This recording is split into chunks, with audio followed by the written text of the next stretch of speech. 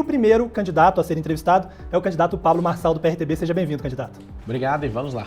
Candidato, próximo, eu queria fazer uma pergunta sobre gestão, né?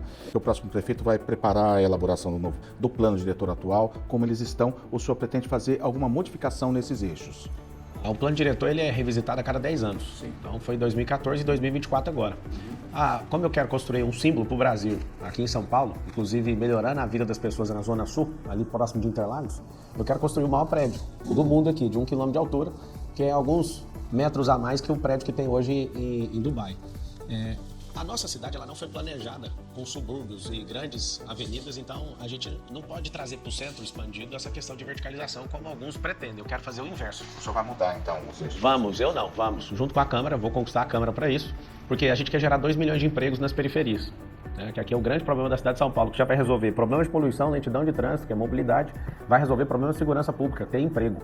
Vão ser 2 milhões de empregos até o final do meu mandato de 1.460 dias e para isso eu preciso verticalizar as periferias. A cidade de São Paulo concentrou muito no eixo expandido, agora a gente precisa de inverter esse circuito para o lado de fora, para as divisas, porque a cidade de São Paulo, respondendo e terminando a resposta, ela está rodeada de 38 cidades. É uma metrópole poderosa e a gente precisa de investir nessas capilaridades onde você vai ter emprego aí próximo da sua casa, vai melhorar a sua qualidade de vida e você vai gostar muito disso. Agora, candidato, o plano de governo do senhor fala em aumentar o número de subprefeituras de 32 para 96, né? Ou seja, seria a criação também de vários cargos em comissão de subprefeitos, são os cargos que os vereadores costumam utilizar, inclusive, para os seus cargos políticos, né? Fora os assessores dessas secretarias e tudo. Parece uma proposta de aumentar o tamanho do Estado, não diminuir, uma proposta mais Ao contrário, tem muito prédio, a gente vai diminuir a quantidade de prédios e vai ter economia física. Nós vamos investir em tecnologia para ter esse 156 na mão de verdade e usar isso. Mas o que a gente precisa é que a pessoa saiba onde a prefeitura está. Às vezes a pessoa precisa de um cadastro, ela vai num prédio. Ela precisa de pegar um outro serviço, ela vai em outro. Nós vamos unificar isso. A prefeitura de São Paulo hoje tem 40 mil imóveis. Sim, mas eu digo em termos de cargos, né? Sim, mas vai ter menos. Vai ter menos. Não, vai ter uma reforma. 32 para 96. Fora os De 32 para 96 são pontos de atendimento. Por que isso? Então seria Eu não vou replicar a administração do Ricardo Nunes, que ela não funciona, ela é inchada. Nós vamos equalizar isso. E o que eu estou falando sobre economia é que, aumentando esses pontos, nós vamos diminuir os aluguéis que tem em prédios, nós vamos pegar prédios da prefeitura e colocar em um prédio só. Hoje você pega várias secretarias, cada uma tem um prédio. A gente vai unificar isso. Ou seja, uma subsecretaria hoje, às vezes, está em 10, 15 prédios, já está em um só. Isso é economia. E aí a gente vai transicionar isso para tecnologia. Vai criar uma outra subprefeitura. Nós vamos criar as 96, você que está assistindo, são 472 bairros, mais de 1.000 favelas em São Paulo. São 96 distritos. O que eu quero é o que você quer também. Quer ter uma subprefeitura próxima da sua casa. E essa subprefeitura, inclusive, vai ter um negócio chamado GDB, que é o gestor de bairro. Gestor de bairro de 100 quadras, de 10 quadras e de 1 quadra, e nós vamos colocar essa subprefeitura. Você vai ver aí os comerciantes, os moradores, os trabalhadores, todo mundo vinculado. E vai ter uma figura de zeladoria na cidade, assim como tem nos Estados Unidos, que não vai ficar precisando de empreiteira para ficar consertando coisa depois que estraga um ano depois. Eles vão fazer a prevenção disso. Quebrou a calçada? Vai arrumar. A gente tem um problema hoje na cidade de São Paulo, que são mais de 30 milhões de metros quadrados precisando de fazer calçada. E aí, ao impacto disso, você pensa, mas isso aí é um problema do dono do imóvel, esse problema é de todo mundo, porque 30% hoje das entradas nas UPAs é de quê? Acidente por problema de calçado. Em relação a essas mudanças que o senhor vê dentro da máquina, uma delas, o que o senhor fala, está ligado com a questão das escolas. O plano de governo do senhor diz o seguinte, abre aspas, agrupar as escolas de acordo com as informações reunidas e elaborar um plano conjunto com as instituições de ensino e seus profissionais para resolvê-las. Eu gostaria de saber do senhor o que significa agrupar as escolas, porque isso pode ter impacto no dia a dia da senhora, do que vai levar o filho dela na escola, ou seja, vai diminuir o número de escolas, vai mudar a escola dele. Nós vamos transformar a escola pública de São Paulo numa escola olímpica. E eu digo por quê? Mas o agrupar O agrupar é o seguinte, a máquina ela é muito grande e ela está ineficiente, a gente gasta 25 bilhões, salvo engano, no próximo ano a gente vai investir, né? Ou melhor, se for com a estrutura administrativa de hoje, é gasto. A gente vai investir, vai chegar quase em 30 bi ano que vem. O que acontece? Se a gente não criar eficiência nessa administração pública, o seu filho só está com ocupação. Então, a grande verdade desse agrupamento é que a gente vai ensinar algumas coisas e o começo disso não é implementando em todas as escolas de uma vez. Então, nós vamos começar a ensinar coisas que deveriam ser ensinadas há décadas para os brasileiros, mas vai começar por São Paulo. Inteligência emocional, socioemocional, empresarização, tecnologias do futuro, empregos do futuro e educação financeira. O que é a nossa pretensão? A gente não consegue montar, se não for para o agrupamento, a gente não consegue montar a escola olímpica de uma vez só. Então nós vamos agrupar numa região, nós vamos começar a testar o modelo. Só para você ter uma noção, um centro olímpico custa de 1 milhão, dependendo do lugar, 1,5 milhão de reais. A gente quer colocar isso em todas as escolas e em todas as periferias. Por quê? O esporte, ele molda caráter. Eu sou esportista, eu sou triatleta, e eu posso garantir para você o seguinte, que quem é das artes marciais não briga, a pessoa luta, ou seja, ela muda a mente dela. Das 80 mil pessoas que tem na situação de rua, o que você vai ver? Você vai ver que não tem esportista na rua. Então nós vamos ensinar para o seu filho que ele pode ter o próprio negócio. O Brasil hoje não tem esse modelo. Inclusive quem faz faculdade de administração não aprende a mexer com empresa, ele aprende a ser supervisor de uma empresa, um gerente no máximo. Nós vamos ensinar isso para o seu filho. O senhor fala em criar programas com prêmios para os professores por desempenho, né? O senhor já tem ideia de como é que vai ser esse prêmio, qual o valor, qual a meta, né, a ser atingida? Se vai estar atrelada de alguma forma ao IDEB? Nós vamos recuperar o número 1 em 4 anos, em 1.460 dias. Nós vamos voltar para o primeiro lugar no IDEB. São Paulo não faz sentido nenhum, São Paulo não está em primeiro, perdendo para estados como Goiás, Paraná, Santa Catarina, não faz sentido nenhum a gente perder isso. Então nós vamos recuperar isso. No ensino, hoje, só 38% das crianças estão terminando a fase de alfabetização alfabetizadas, ou seja, o Bananinha não está dando conta de fazer isso.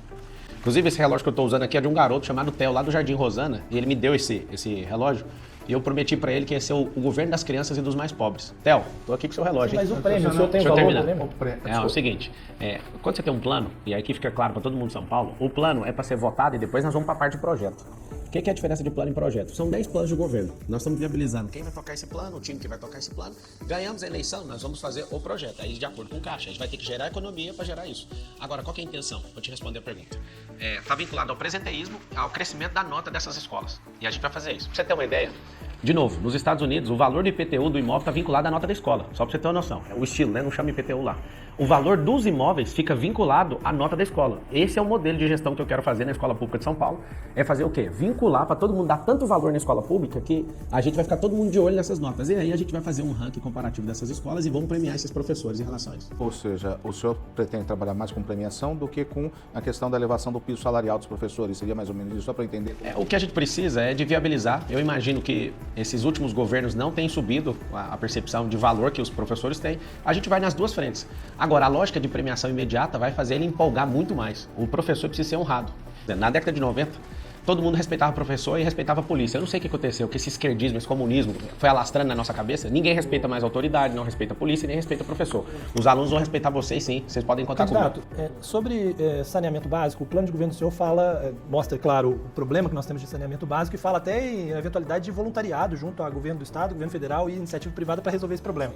Sabesp acabou de ser privatizada. A ideia é voluntariado para uma empresa agora privada? Parte, né? Porque o maior cliente da Sabesp, quase 50% do consumo da Sabesp é a Prefeitura de São Paulo, é a cidade de São Paulo. Eu acredito no Tarcísio, apesar dele estar insistindo em apoiar um defunto, todos os dias ele acorda com a missão de ressuscitar um defunto chamado Bananinha. Eu acredito que ela não foi toda privatizada, né? Tem capital privado agora, porque ela não tinha dinheiro no caixa, acho que foi assertivo. O Estado ele se provou que não dá conta de tocar a si próprio, então precisa da iniciativa privada para dar a celeridade, injeção de capital nisso. Eu acredito que o Tarcísio... Sim, mas o voluntariado faz sentido? Voluntariado, claro, a gente tem mais de 1.000 mananciais. Quando eu falo de voluntariado é para ajudar a limpar os rios. Não faz sentido. A gente tem que colocar a política pública de voluntariado e mutirão, que é o que vai resolver. Mas eu digo, não é uma obrigação da empresa? Não, a empresa vai cumprir, só que o povo é o maior detentor e o maior interesse é do povo de resolver. Então a gente vai trazer. Candidato, para ficar também na questão do ambiente, né? O programa do senhor diz que os senhores se comprometem em limpar definitivamente o Tietê. Uma proposta que São Paulo escuta há menos 40 anos ou mais, né? O senhor diz que implementando tecnologias, né, para o tratamento das águas. O problema é que a bacia do Tietê, do Alto Tietê, ela é composta por 16 municípios. E é por isso que essa tarefa da limpeza do Tietê normalmente fica a cargo do governo do estado. Qual que seria para o senhor o papel da prefeitura, então? Para o senhor deixasse mais claro para o leitor e para o eleitor. Um prefeito mal intencionado igual o Boulos, entrando, não vai limpar nunca. O que está aí já sabe que não vai limpar também porque não limpou. Estão fazendo 10 anos. A Sabesp, eu já falei, quase 50% do consumo, da renda que essa empresa gera é a cidade de São Paulo. Então, se eu não trabalhar de forma bem intencionada com o governador, isso aqui não vai fazer nunca. Então, é meu interesse particular. O rio Tietê tem 1.000 quilômetros. A vazão dele é uma baixa vazão. E é um rio que é limpo numa ponta e é limpo na outra. Mas quando passa nessas cidades, e principalmente na cidade de São Paulo, vira o maior esgoto a céu aberto. Então tem que ter política pública de quê? De limpar os mananciais, de fazer tratamento do esgoto dentro da cidade, que a gente não tem esse tratamento. E essa universalização do saneamento básico garante isso. E essa tacada do Tarcísio, eu acredito pela primeira vez que agora tem como fazer. Qual o papel da prefeitura? Porque apoiar, criar esses mutirões, limpar esses mananciais, porque nós estamos descarregando toneladas de lixo dentro do Tietê. Se eu, como prefeito, com política pública, evitar que isso seja jogado, eu já contribuí com a minha parte. A minha parte é de 12 milhões de pessoas dentro da cidade. Agora vamos falar de outra área que também há há dois ou mais entes trabalhando juntos com ela, que é a questão da segurança pública. plano de governo seu falava em triplicar o efetivo da guarda. Recentemente você já disse que talvez não consiga triplicar. Talvez não. Eu fui para El Salvador, tive com o ministro da Justiça, do Estado, e ele me deu uma aula de como combater a criminalidade. E eu ouvi na Guarda Municipal, ouvi na Polícia Militar, né, algumas pessoas da polícia, eu percebi o seguinte: a gente investir nesse mesmo... Hoje a gente tem 7 mil guardas e nós vamos chamar todo mundo que está aprovado em concurso. Se eu aumento essa guarda desse tanto, eu não consigo valorizar os salários deles. Por quê? Porque vai aumentar. 700 milhões só a folha atual. Sim, a gente consegue, a gente é rico, não precisa preocupar com isso não. Só quando eu chegar na prefeitura, no 1º de janeiro, eu vou mandar revisar todos os contratos e gerar uma economia que você nem imagina. Calma. Tirando a companheirada, esse bando de corrupto, fica tranquilo, vai sobrar dinheiro. O que eu decidi lá, ouvi no Gustavo, e é uma política que eu vou seguir aqui na cidade de São Paulo. Nós vamos aumentar a operação delegada. Quanto mais economia a gente tiver no estado, a gente vai aumentar isso, porque tem no plano de governo aí um anticrime. O que é um anticrime? Nós vamos fazer um jejum em janeiro de crime.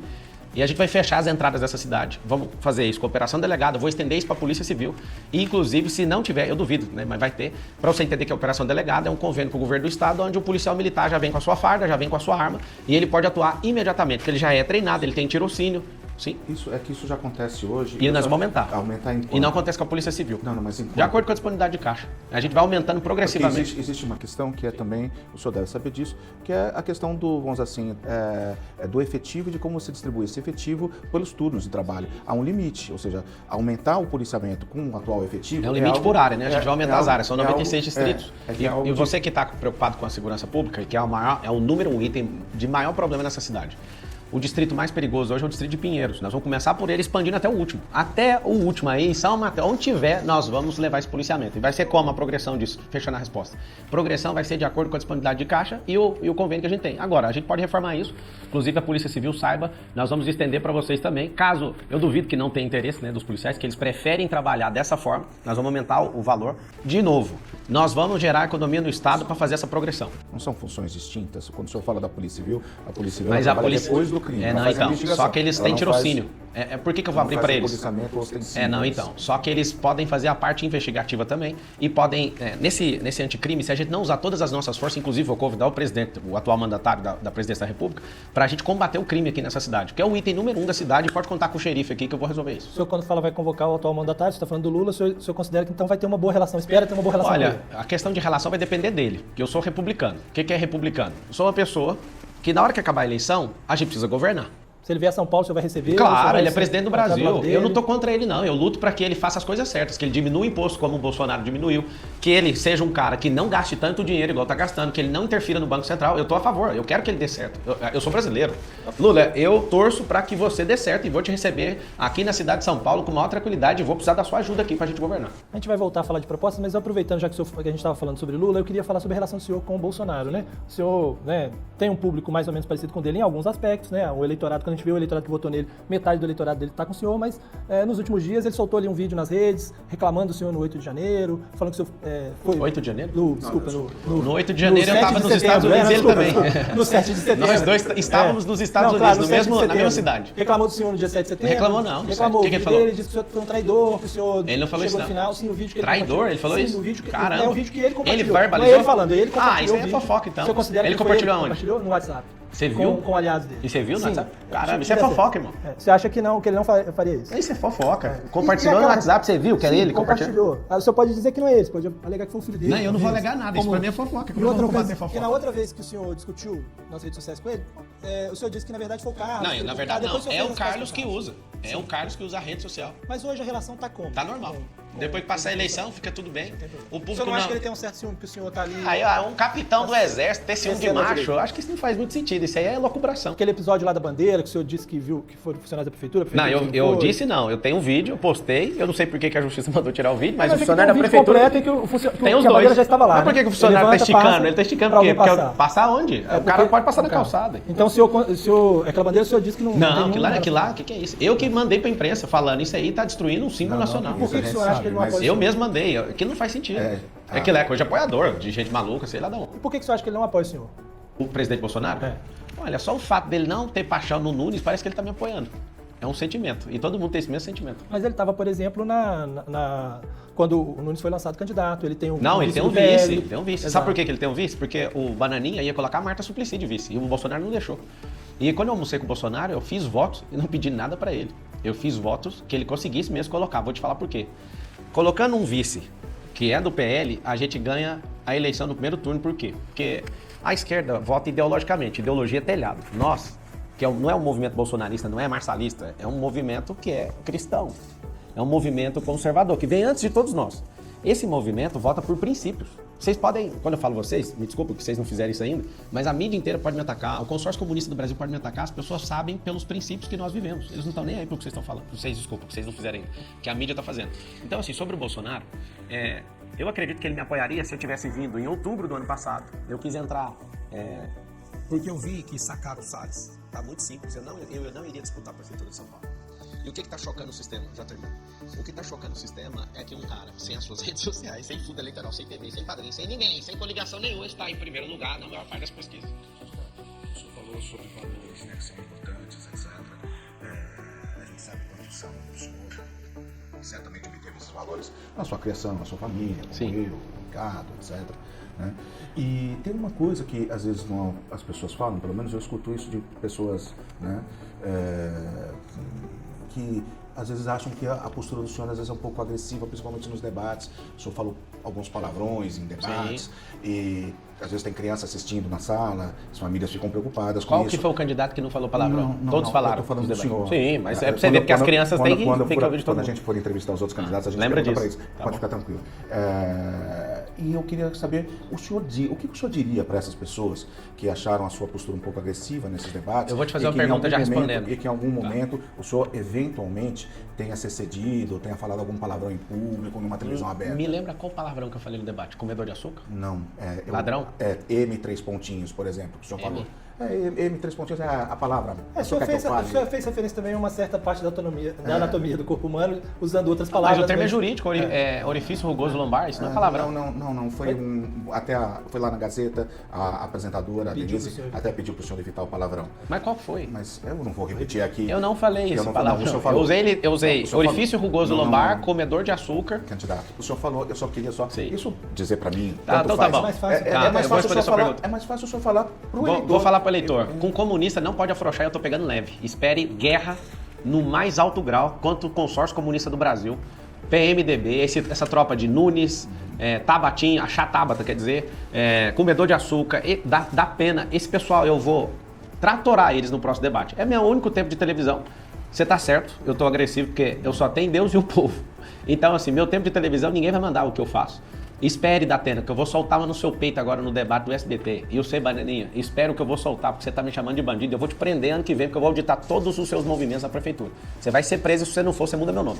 Voltando a falar de propostas um pouco, candidato, o senhor fala de, dos valores e tal, se coloca um candidato à direita e fala muito de privatizações, PPPs, né? Eu não falo de privatização, não, falo de sobretudo PPP. PPPs, né? O senhor, mas no plano do senhor não fala qual área, por exemplo, o senhor vai fazer PPP e qual não vai fazer. Todas possíveis. Todas possíveis são quais? Todas possíveis. Tudo que tiver como colocar na mão do povo. Que não for vamos poder lá. de polícia, que a prefeitura Vamos lá. não pode fazer, O que a lei não permitir, não tem como Dá um fazer. exemplo, por favor. O que a lei não permitir, nós vamos colocar. Por exemplo, nós vamos fazer esporte olímpico. O que a gente precisa fazer? A gente precisa de ter iniciativa privada para fazer esses centros olímpicos. Porque se for no poder público, eu vou entregar o primeiro no segundo ano. Então, se eu abrir parceria público-privada, em alguns meses está pronto. Só para você entender o que é iniciativa privada. É o povo. O comunista gosta de criar uma guerra de Estado contra a iniciativa privada, só que a iniciativa privada é uma família que prosperou e é o povo. É alguém do povo que tem um CPF, foi elevado a um CNPJ e emprega pessoas. Governo nenhum gera emprego, aprenda isso, pelo amor de Deus. Eu vou atrair um monte de empresa para dentro da cidade de São Paulo. Nós perdemos vocação de indústria na cidade de São Paulo. Nós vamos voltar com isso, precisamos de ter as empresas do futuro, de tecnologia. Por que eu estou falando isso e nós vamos criar esses 2 milhões de empregos? Porque quem cria é o povo.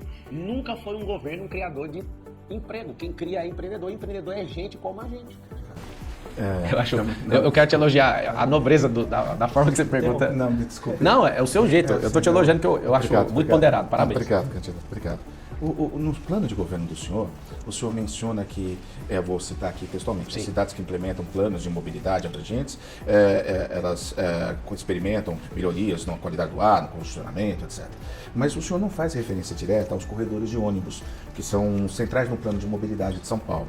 Eu queria saber do senhor se o senhor pretende garantir a execução dessas obras, dos corredores, e quais corredores o senhor pretende priorizar para a cidade de São Paulo. Da gestão pública a partir de 1º de janeiro, alguns planos serão alterados. E projetos também, vou explicar por quê. Porque se eu levo 2 milhões de empregos, e a gente vai ter que gastar uma energia absurda para fazer isso, para as capilaridades, o jogo mudou na cidade de São Paulo. O que está em execução, a gente não vai parar, nós vamos concluir, mas a gente vai ter que revisar todos esses planos. Por quê? Porque, vou te dar um exemplo. Se a gente continuar crescendo o investimento em segurança pública, não é muito melhor ir na causa ao invés de no efeito? Dar esporte, emprego e educação? Isso diminui o gasto com segurança pública. Então, a gente tem que trocar despesa por custo. Custo eu coloco naquilo que dá retorno para o povo. Então, se eu gero 2 milhões de empregos nesse cinturão, por que eu tenho que continuar com um plano? Agora, nós vamos ouvir, tem que colocar, é igual o piloto de avião. O piloto de avião não é mecânico, tem que ouvir os mecânicos. O senhor não tem ainda, então, os corredores que o senhor Todos que estão em execução vão ser terminados. Tá. Todos. Por quê? Porque isso é Algum política outro? pública de todo mundo que é republicano chegar e concluir o que foi programado. Algum outro que o senhor gostaria de acrescentar? pra falar Vamos pedir os estudos. Vamos lá. Tem um plano, projeto, estudo técnico. A gente vai ouvir. Vai ter mais de 600 pessoas envolvidas nesses pequenos detalhes. E essas 600 pessoas, o senhor pode adiantar alguém que estará participando? Posso. Todo mundo que tiver caráter, todo mundo que faz parte de uma Você tem agremiação nomes? política vai aparecer depois que você votar nesse plano. Mas então o eleitor não pode saber antes? Mas vai ser selecionado, é só pra você ver. Se você sabe antes, você já tá devendo o cargo. Engraçado. Tem 10 pessoas. Agora caiu um, que é o Bebeto Haddad do DC, nós somos 9. O que adianta ficar mostrando 1000 nomes, sendo que só vai vencer um? Presta atenção nisso. Segundo, eu tô te dando a garantia que vai ter um recrutamento e seleção, vou abrir para todos os partidos, só que eu não tô devendo cargo para ninguém. Ninguém governa um negócio desse tamanho sozinho. O Sabará, que era secretário do Tarcísio, ele veio andar comigo sem nenhuma promessa. Sem nenhuma promessa. Agora, sem nenhuma. Ele veio e falou, eu acredito em você, porque ele se envolveu comigo na questão do Rio Grande do Sul, ele ficou espantado com o que uma pessoa física deu conta de fazer. E aí, se eu terminar essa vinda dele, até ele que é o cara que fez o plano de governo, ele é o cara líder disso, é um cara que entende, que serve o povo há muito tempo, que tirou mais de 3.500 pessoas da rua e deu emprego. Esse cara não tem uma promessa de ser nada no governo. Sim. As pessoas para quem o senhor está falando também gostariam de saber de uma coisa que o senhor sabe, ser prefeito tem o seu bônus, mas tem o seu ônus. Também. Muito ônus. E o que o senhor pretende fazer com a passagem de ônibus no dia 1º de janeiro? O senhor vai aumentar a passagem? O senhor não vai manter o congelamento? Como é que o senhor pretende administrar isso? E se for aumentar, de quanto para quanto? A gente pretende continuar isso até apresentar a solução de, no primeiro mês, quantos empregos gerados e tirar esse carregar do Uruguai. Só para você ter uma noção, a cidade de São Paulo arrasta como se fosse um país inteiro chamado Uruguai para o centro expandido. Como que nós vamos fazer? Progressivamente, esse subsídio, e ainda nem consegue atender o povo direito, porque o povo fica esperando demais para pegar um ônibus, progressivamente, a gente criando esses empregos, não vai ter essa demanda de ônibus, essa para o centro expandido. O que nós vamos fazer? Progressivamente, gerando emprego e tendo essa atmosfera de emprego aí na sua periferia, não tem essa demanda. E nós vamos diminuir isso de acordo. Tem que ser dinâmico. Gestão pública não é dinâmica hoje, porque a gente não tem governantes dinâmicos. Então, assim, é o seguro que eu quero te passar. Se não apresentar essa solução e não tiver um emprego, vai continuar congelado e nós vamos bancar isso. É o povo que está bancando. E o povo gosta disso. Eu queria tocar num tema, que é um tema um pouco mais espinhoso, que o senhor até já respondeu sobre ele na Roda Viva, mas eu queria voltar ele para que o senhor pudesse dar uma explicação para quem achou que de repente sempre, não vamos lá. Tão claro assim. Né? Durante a entrevista do Roda Viva, o senhor disse que um General Bank, que o senhor anuncia, era só um teste. Né? Nós aqui do jornal, nós baixamos o aplicativo e nós verificamos que não há nenhum aviso para o consumidor, né, de que ele é um teste. Né? Não, é um teste no grupo empresarial, ele funciona, é conta corrente normal, vinculado ao ASAS. Exatamente, as ASAS. Pelo cadastro que permite com que você tenha uma conta, abrindo essa conta por meio do banco do senhor, a pessoa paga R$45, coloca o CPF, faz o cadastro da conta, etc. Mas isso no Banco Asas, que é onde a conta é realmente aberta, é um serviço gratuito. O senhor estaria cobrando, segundo... Não sou eu, porque eu não estou no contrato social. Não, tudo bem. O banco estaria cobrando por um serviço que, na verdade, é um serviço gratuito. Né? Nós consultamos 2 juristas e consultamos.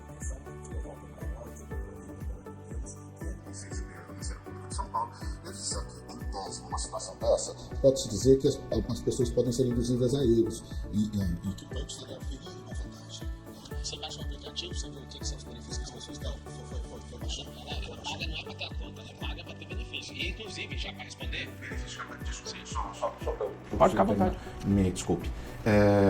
Ali na conta, ele só explica que o benefício, nesse caso, era ter a conta digital. Né? Não está claro que é um teste, não está claro que os outros benefícios... O teste não é com o banco, o teste é eu validar para entrar como sócio nisso. A gente não acaba induzindo a pessoa a erro, ela está pagando não, a pessoa que, pagando por uma coisa que mas ela está pagando pelos benefícios, que tem lá está descrito os benefícios, lá tem um hall de benefícios. E de novo, Então, é só você entrar no site. Agora né? eu entrei. Agora, candidato, nós estamos chegando na reta final, nós temos menos de 3 minutos para Sim, vamos o lá. final. Mas assim, tem um assunto que é o assunto que está aí colocado na campanha o tempo inteiro, o Estadão inclusive fez matéria sobre isso, sobre figura do partido do senhor, com condenações ou com investigações relacionadas ao tráfico de drogas, vinculação com o PCC.